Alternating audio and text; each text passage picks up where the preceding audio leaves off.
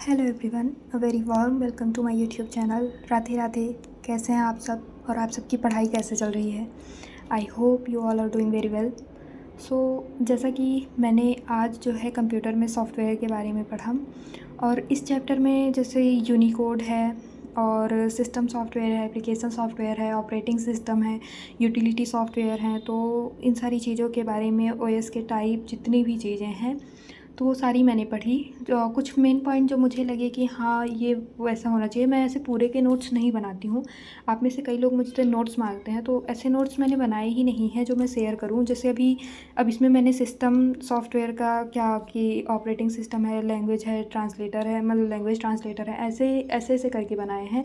तो इनमें ये है कि हाँ ये मेरे ही उसमें एकदम शॉर्ट लैंग्वेज में है, तो आपको समझ आने में बहुत मुश्किल होगी, इसीलिए इसको मैं शेयर नहीं करती हूँ। तो जैसा कि अगर मैं अभी इसमें अगर एक्सप्लेन करूँ तो यूनिकोड जो है वो 3 टाइप का होता है, UTF-8, UTF-16 और UTF-32। अगर आप लोगों में से ऐसे मतलब कई लोग होंगे जो VS कोड को यूज़ कर रहे होंगे या कोई भी प्रोग्रामिंग लैंग्वेज यूज़ कर रहे होंगे, तो आपने ऊपर टाइप में ही देखा होगा कि वहाँ पे UTF-8 लिखा होता है। तो UTF का फुल फॉर्म जो होता है यूनिकोड ट्रांसफॉर्मेशन फॉर्मेट होता है।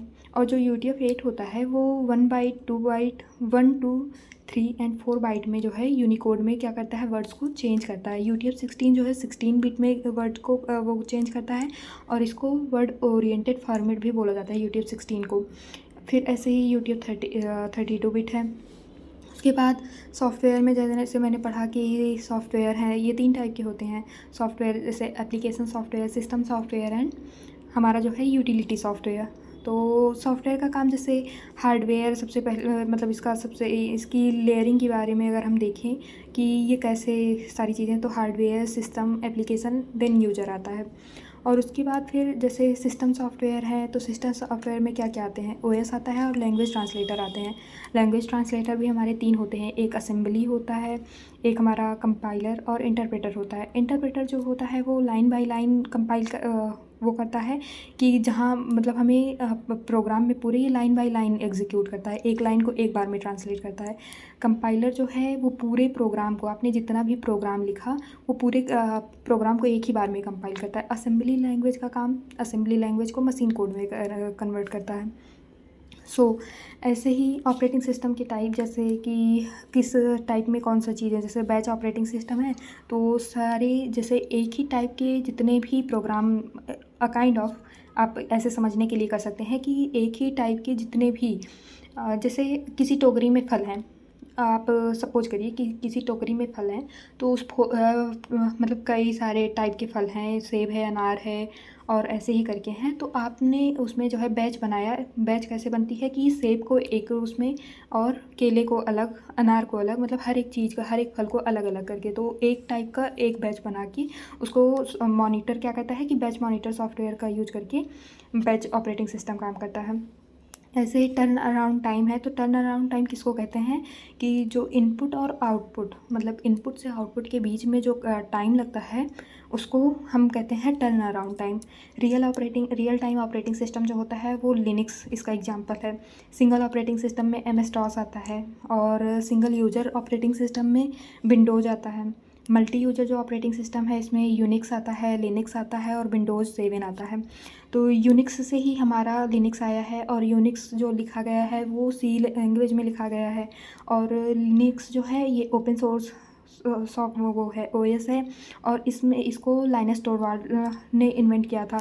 एम्बेडेड ऑपरेटिंग सिस्टम है कि ये जो इनसाइड प्रोसेसर में यूज किया जाता है, जैसे कि माइक्रोसॉफ्ट वॉशिंग मशीन है, माइक्रोवेव है, वॉशिंग मशीन है, और ऐसे ही DVD प्लेयर और इलेक्ट्रॉनिक वॉच में इसका यूज किया जाता है। तो ऐसे ही करके मतलब आप, ये तो मेरे कंप्यूटर का है, और सेम ही आप ऐसे रीजनिंग के लिए, और हमारा जो GK का पॉइंट है, तो GK में मैंने अभी मॉडर्न हिस्ट्री स्टार्ट करी है, और मॉडर्न हिस्ट्री भी मैं लूसेंट से ही पढ़ रही हूँ। तो आप लोगों के क्वेश्चंस होते हैं कि मैं कहाँ से कर रही हूँ, तो मैं लूसेंट से कर रही हूँ। और रीजनिंग में मैं अभी इस टाइम पे चैप्टर वाइज जा रही हूँ। जिन चैप्टर्स में मुझे ज़्यादा प्रॉब्लम होती है मैं उसको सॉल्व करने का मतलब प्रैक्टिस करने की के लिए ट्राई कर रही हूँ कि उनके क्वेश्चंस में प्रैक्टिस कर सकूँ। तो इस टाइम पे मैं सिलोलॉजिज्म पढ़ रही हूँ, और कंप्यूटर में ये रहा। तो आप भी बताइएगा आपकी तैयारी कैसे चल रही है, और आप अगर आपके पास भी कोई अच्छे रिसोर्स हों जिनको फॉलो कर सकें तो ज़रूर रिकमेंड करिएगा। हम में से सभी लोग ऐसे हैं कि लेज़ीनेस से ही भरे होते हैं। प्रोक्रास्टिनेशन जो है हमारी आदत होती है, तो चीज़ों को टालने से ज़्यादा अच्छा है कि हम उस पे काम करें, क्योंकि अगर हमें अपने ड्रीम्स को अचीव करना है तो उसके लिए हमें कुछ ना कुछ तो करना होगा, क्योंकि कहते हैं ना, कुछ पाने के लिए कुछ खोना पड़ता है। तो हमें भी स्ट्रगल तो करना ही होगा। अगर हम किसी चीज़ का ड्रीम देख रहे हैं, उसे पूरा फुलफ़िल करने के लिए हमें अपना काम तो करते ही रहना होगा। सो मैंने जो है आज रिवीजन किया है, और जैसे वीकेंड पे ऐसा होता है कि हाँ, हम जितना भी वीक भर में किए हैं उसका हम रिवीजन कर सकते हैं। और साथ-साथ में ऐसा ज़रूरी नहीं है कि आप रिवीजन ही करें, बट मोस्टली ट्राई कर सकते हैं। जैसे दिन के अकॉर्डिंग तो ऐसा है नहीं कि हम रिवीजन करेंगे। आपको जब सूटेबल लगे कि आपने एक चैप्टर अगर आप पढ़ना स्टार्ट कर रहे हैं, मतलब लेट्स सपोज़ कि आपने कंप्यूटर में जो है फंडामेंटल ऑफ कंप्यूटर्स जो है कंप्लीट किया, तो उसके पहले आपने जो भी चैप्टर पढ़ा रहा हो, मान लीजिए उसके पहले आपने एल्गोरिदम पढ़ा था, तो आप उसका रिवीजन ज़रूर कर लीजिए कि एक चैप्टर आपका कंप्लीट हो, लेकिन पिछला चैप्टर आपने जो पढ़ा है उसका आप रिवीजन करिए। सेम ये चीज़ जो है आपके रीजनिंग और उस पे भी वो होती है। रीजनिंग पे तो हमारा ये है कि हम जितना उस पे प्रैक्टिस करेंगे उससे ही वो इम्प्रूव होगा। तो ऐसा मतलब आप ये ना करिए, मतलब ऐसा ना रहे कि कोई चीज़ छूटता जाए। 3 सब्जेक्ट हैं हमारे पास और तीनों में अच्छा खासा वेटेज है कि हमारे 40 क्वेश्चन जीके से और 40 क्वेश्चन रीजनिंग से, और 50% जो है हमारा 80 क्वेश्चन तो हमारा कंप्यूटर से आ रहा है। तो हमें सबसे ज़्यादा ध्यान जो देने की ज़रूरत है वो कंप्यूटर पे है। और जिन जिन पॉइंट्स से, मतलब जिन जिन टॉपिक से आपके नंबर इन दोनों सब्जेक्ट्स में भी कम आ रहे हैं, तो आप उस पे भी फोकस करते रहिए, क्योंकि अभी हमारे पास थोड़ा टाइम है तो हम अच्छे से पढ़ सकते हैं और चीज़ों को साथ में लेके चल सकते हैं, तीनों सब्जेक्ट को साथ में लेके चल सकते हैं। सबके पास में कुछ ना कुछ काम होता है, कहीं किसी स्टडी में लगा होता है, कोई एक साथ 2 एग्ज़ाम को टारगेट किया हुआ है, तो कोई एक ही एग्ज़ाम को वो कर रहे हैं।